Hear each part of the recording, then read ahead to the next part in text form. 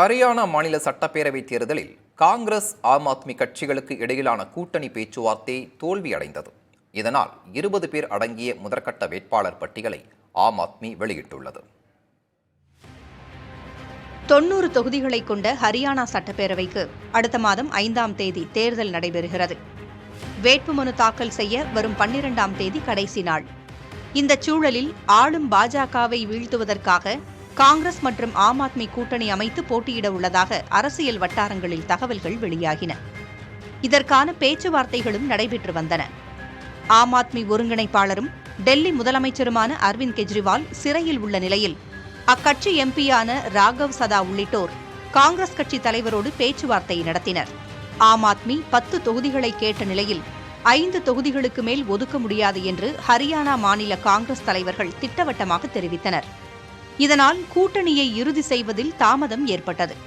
காங்கிரஸ் கட்சியின் தேசிய தலைமை, குறிப்பாக ராகுல் காந்தி, ஆம் ஆத்மி கட்சியுடன் கூட்டணி அமைத்து போட்டியிடுவது சரியாக இருக்கும் என்று கருதினாலும் ஹரியானா மாநில காங்கிரஸ் தலைவர்கள் கூட்டணி தேவையில்லை என்று கருதுகின்றனர்.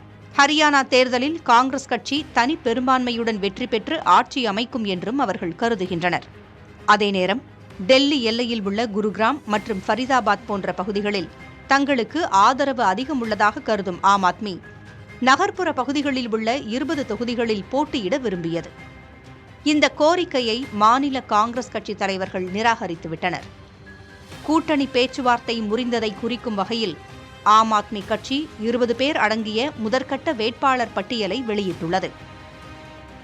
ரோதக், சோனா, பல்லப்கர், சமல்கா உள்ளிட்ட 20 தொகுதிகளுக்கான வேட்பாளர்கள் அறிவிக்கப்பட்டுள்ளனர்.